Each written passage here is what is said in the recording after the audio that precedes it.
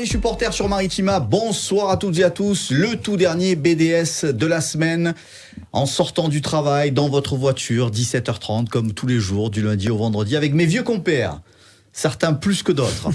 Bonsoir Jacques Bail. Merci les gars, ça commence par le vieux. Bonsoir Steph Martins. Ça commence par le plus jeune, 25 ans. Bonsoir les amis. Ouais, 25 ans à chaque jambe. 25 ans à chaque jambe, ouais. Avec pour commencer pour une fois, la LFP qui a pris visiblement une bonne décision. C'est suffisamment rare pour qu'on le signale ici. La LFP qui a décidé d'aménager un petit peu le calendrier des clubs français engagés en Coupe d'Europe pour leur donner plus de chances de réussir. Ça veut dire que les matchs de championnat pour Paris, Marseille et Lille qui étaient prévus dans le week-end du 12, 13 et 14 avril, entre les deux tours de Coupe d'Europe, vont se jouer finalement le mercredi 24 avril.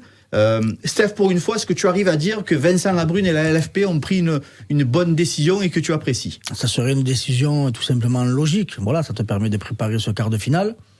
Après, bon, si tu viens à passer, par contre, ça va être resserré au niveau de la demi-finale parce que tu auras des matchs tous les 3 jours et pas mal de matchs. Donc voilà, déjà c'est déjà bénéfique de pouvoir te dire tu prépares ce match-là, cette confrontation avec un peu plus de temps déjà pour le coach. On sait que ça fait pas longtemps qu'il est là.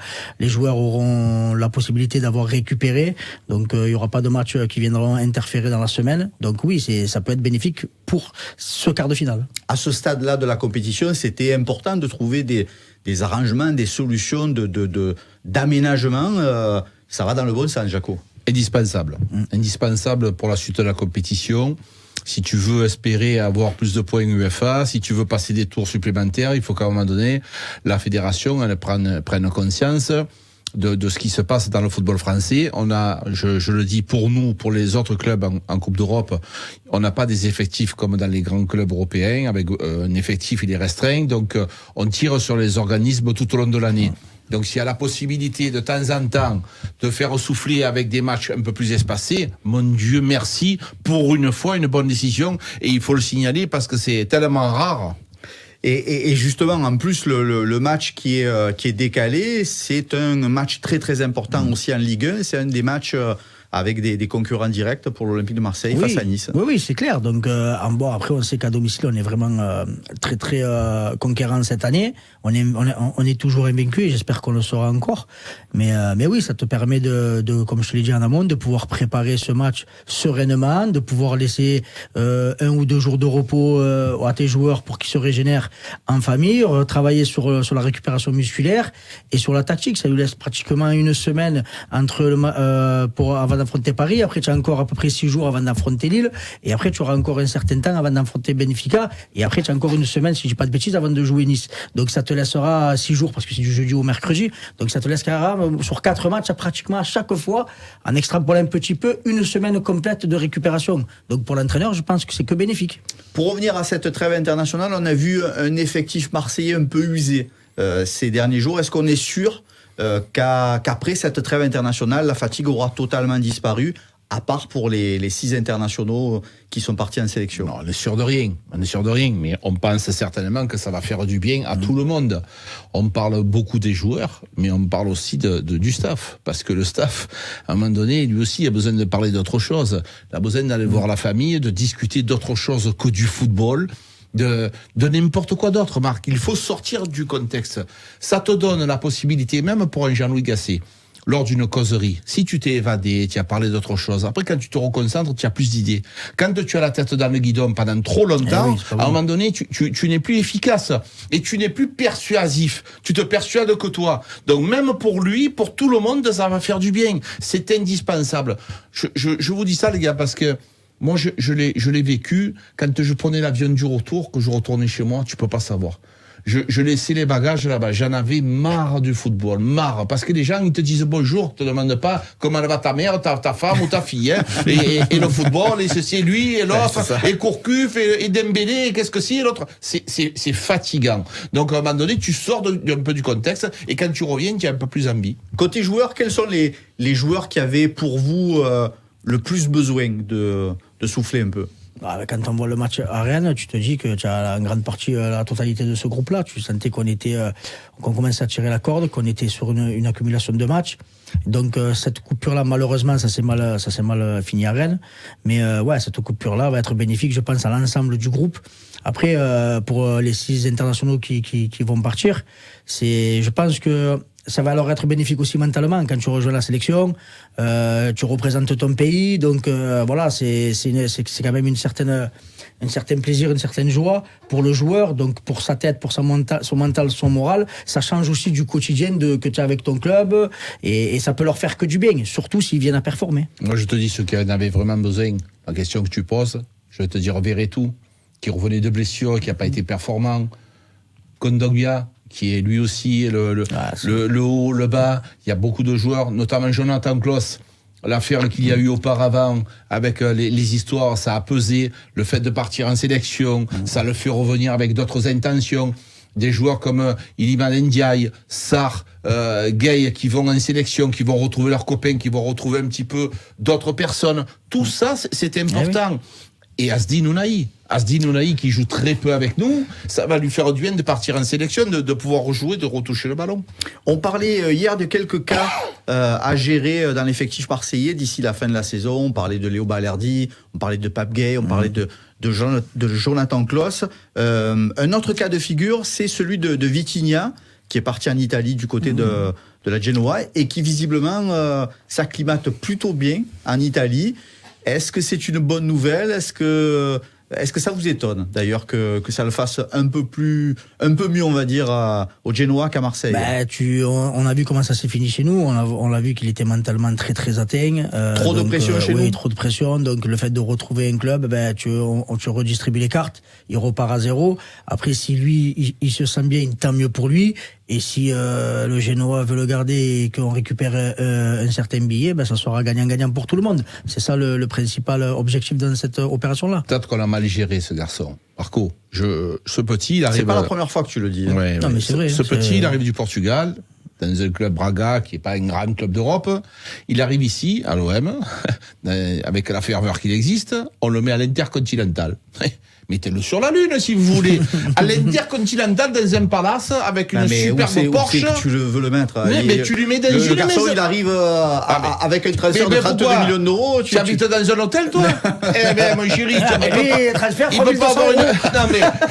On peut pas discuter. Non, on peut pas, dans cette émission, on peut plus discuter. Tu me cherches, tu me trouves. Tu peux pas lui louer une maison, même à Cassis, tu lui loues une maison, tu lui mets des gens à disposition pour le ménage, pour la cuisine, mais tu le mets pas dans des conditions comme ça. Tu passes du blanc au noir. Il y a aussi une gestion, les gars. C'est tout simplement indispensable. Ce mec-là, il arrive, il s'est cru pour le bon Dieu. Et donc, après, tu sors et tu fréquentes, et tu fais des choses et à droite et à gauche, et à un moment donné, tu sors du chemin. Il est trop jeune. Moi, je pense qu'il aurait dû venir avec sa famille. Des membres de sa famille qui puissent l'encadrer, qui puissent... C'est essentiel. Là, il a perdu tous ses repères d'un coup d'un seul. On l'a vu arriver combien de fois il pleurait, ce petit. Combien de fois. Les gars, moi, ce que je vous dis, c'est pas parce que vous les voyez à la télé qu'ils sont grands, qu'ils sont âgés. C'est des bébés. Le mec, il sort de la famille. Il était en pleurs. Donc, je pense qu'on l'a mal géré, ce garçon-là. Un mot sur la LFP, encore une fois, avec ton beau-frère Vincent Labrune, Steph, à qui on doit un super nouveau contrat publicitaire. On est dans l'alimentaire. Le nouveau naming de la Ligue 1 pour les 3 années à venir. Exit Uber Eats. Bienvenue à McDonald's pendant 3 ans. 90 millions d'euros. Qu'est-ce que ça t'inspire ? Je veux que je te dise. C'est bien, c'est pas bien, c'est anecdotique. Qu'est-ce que. Si ça permet de rentrer des caisses dans la ligue, j'espère qu'ils taperont au moins sur les amendes au niveau des groupes de supporters déjà. Toi, tu fais déjà des raccourcis. Mais là, mais voilà, parce qu'on sait très bien à quoi ils servent. Ils servent à pas grand-chose. Je vais te le dire sincèrement. Quand tu regardes le corps arbitral en Ligue 1, il est catastrophique. Quand tu regardes les sanctions abusives, c'est catastrophique. Quand tu regardes la gestion des déplacements, c'est catastrophique. Donc il a réussi à avoir ce ceux qui C'est voulaient. bien ou c'est pas bien? Ben, pour lui, c'est bien, je pense. Après, pour moi, qui s'appelle Ligue 1, Uber Eats, C'est trop, McDonald's, ça, Quick, Giant. C'est chaud, mais tu n'arrives pas à dire oui, Burger 90, King. ça fait 2 fois quand Ouais, même parce que- le contrat ouais, initial. mais- Franchement, c'est pas Ben, mal. c'est bien, mais c'est pas dans ma poche. C'est bien pour la Ligue, qu'est-ce que je te dis? Jaco, plus sérieusement, qu'est-ce que toi ça t'inspire? C'est essentiel. Et encore une fois, bravo à lui, parce que dans les temps difficiles qu'il y a actuellement, trouver autant d'argent pour la Ligue 1, en France, les gars, on se rappelle que la Ligue 1 française, elle est décriée par tout le monde, par tous les médias. Et donc là, pour l'instant, ce qu'il a fait, c'est bien. Je pense que quand c'est bien, il faut le dire, les choses. Et ça, il a fait quand même du bon boulot. On va voir sur le droit télé s'il est aussi performant. Voilà, c'est là où je l'attends. Et à ce moment-là, Il y a McDonald's, qu'est-ce que ça nous apporte à nous? non, mais ça Ça fait t'apporte pas rien, mal, Jaco. Pour les clubs, ça n'apporte rien, ça, ce partenariat. Mais bien sûr, c'est que ça apporte les droits énormément. télé. 90 millions d'euros pour la Ligue, c'est très, très, très important. Ça permet beaucoup de choses. Donc, c'est bien ce qu'il a fait. J'espère et je souhaite qu'il nous fasse la même chose avec les droits télé, parce que c'est avec ça qu'on peut évoluer. Mais franchement, là, c'est du bon boulot. Quand il est pas bon, personnellement, moi, je n'aime pas ce monsieur du tout. Mais là, il a fait du bon travail. McDonald's, c'est une marque déontologiquement, on va dire, on s'en fout un peu. On parle de malbouffe régulièrement, on parle de sport de haut niveau. Il y a une association d'images qui vous embarrasse ou franchement pas du tout? Sincèrement, ça m'a fait rire. Voilà, tu as l'impression que c'est enfantin, hein, Ligue 1, McDonald's, tu passes de Ligue 1 Uber Eats, ce que j'ai dit, mais toi ça va être Ligue 1 dans 3 ans Burger King. Voilà, on va les faire, et après ce sera le kebab à la canebière, tu vois, bientôt, qui sait, on sait pas. Non, mais oui, ben, tu te dis, elle est où la cohérence entre le sport de haut niveau, et comme tu dis, c'est pas de la gastronomie, donc voilà, donc après, ça il a trouvé son compte, il a demandé un certain montant, McDonald's est arrivé à dire, on peut le mettre, gagnant pour les deux. Eh ben voilà, c'est fait. Après, il y a certains observateurs qui rappelaient aussi que ça servait à rien de taper sur la Ligue 1 et sur cette association McDo Ligue 1, en sachant que les sponsors historiques des Jeux Olympiques, ben, c'est Coca-Cola, c'est pas forcément les boissons les plus, on va dire, respectables, ou en tout cas celles qui font du mieux à l'organisme. Regarde, on boit du Coca, les trois. Exactement, nous on est un peu... Non, mais moi, Toi, tu t'en fous, toi, McDo ou pas McDo, Mais oui, tu t'en fous complet. Qu'est-ce que je m'en fous? Et ici, c'est Total avec l'industrie voilà. qui pollue. Les gars, à un moment donné, tu vas prendre de l'argent. C'est l'offre et la demande. C'est pas la Ligue Jacoba, j'ai pas un rond. Donc voilà. Oui, on va pas prendre de l'argent là où il est. Sinon, les narcotrafiquants, ils vont... Mais non, mais non, mais t'exagères. c'est l'offre et la Mais je veux demande, dire, non, mais c'est de la Marco. réglementation. Si on pousse le truc. Non, mais c'est l'offre et la demande. D'un coup, il va narcotrafiquants et McDonald's. Quel est le rapport avec McDonald's et le Je me suis un peu enflammé. Non, mais Je me suis peut-être un peu enflammé Peut-être sur qu'une ce grande coup-là. marque de vêtements n'a pas pu mettre les 90 millions d'euros Mais et que bien sûr, McDonald's est arrivé à un à du moment donné, gelé. Voilà. moi, sincèrement, cette polémique, je comprends pas pourquoi elle existe. Vous allez comprendre pourquoi. Je rappelle que il y a quelques mois de ça, Kylian Mbappé avait fait un bras de fer avec la 3F parce que justement, par rapport à l'association de son image, il voulait pas entendre parler de certaines marques. Oui, mais ça, Et- il n'entendra pas parce qu'il va partir. Et voilà. Ça, c'est Non mais Mbappé. c'est Kylian Mbappé. À l'arrivée, tout le monde est venu le voir en lui disant ouais finalement Kiki, tu avais un peu raison oui, quand même mais sur si ce Kylian coup-là. Mbappé il dit que maintenant tous les gens il faut qu'ils portent un chapeau avec une plume, Ah, tout le monde il va adorer. Jaco, ça y non est. mais arrête, le gars. Jacoba, il a en toute modération. Mais c'est ça, mais c'est toi qui es pas modéré poulet. Et tu Eh oui, poulet, toi aussi, arrête tu de trouves me chauffer, là. McDonald's, le gars il se dit te met Moi, des je pièces pose des depuis tout à questions l'heure. ici. Eh ben nous on est là pour te répondre. Voilà. Et voilà. Mais quand ça va pas dans son sens, il est pas Et content. voilà. Le McDonald's, moi, C'est je trouve vendredi, que ça se voit, hein, je vous le dis. bravo à lui, c'est très bien. Et si ça avait été quick, si c'est des pizzas pareilles, n'importe quoi, c'est pas parce que qu'est malbouffe.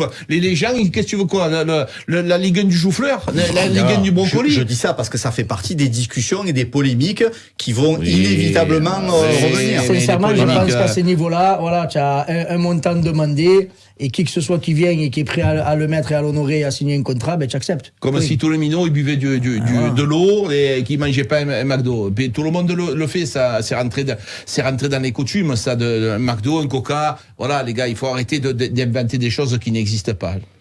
On parlait de Kylian Mbappé à l'instant. Justement, les 2 matchs de l'équipe de France, ça démarre ce week-end avec la réception de l'Allemagne au Groupama Stadium, avec toujours autant d'incertitudes au niveau de la défense de l'équipe de France. Upamecano, Konaté, Hernandez, Pavard, quel est Quelle est la formule, quel est le dispositif que vous préférez? T'imagines quand même les noms qu'on a? On a quand même une génération qui est tout simplement extraordinaire. Après, la formule, je sais pas. Ça, sincèrement, c'est dur de te sortir un 11 parce que je pense qu'il va essayer de faire tourner. Peut-être pas samedi, peut-être plus face au Chili. Mais comme c'est 2 matchs amicaux pour préparer l'Euro, donc je pense qu'il va essayer de faire tourner, donner du temps de jeu à des joueurs pour qu'ils confirment peut-être un peu plus, donner un peu plus de temps de jeu à des joueurs qu'il aimerait voir pour pouvoir conformer et confirmer surtout leur sélection, pour voir s'il s'est pas trompé, Didier Deschamps. Et c'est ce genre de rassemblement-là et de matchs-là sont faits pour ça, pour faire tourner un effectif et pour donner du temps de jeu à des joueurs qui doivent se montrer. Est-ce qu'on va avoir une équipe de France revancharde après la défaite face à l'Allemagne justement en septembre dernier?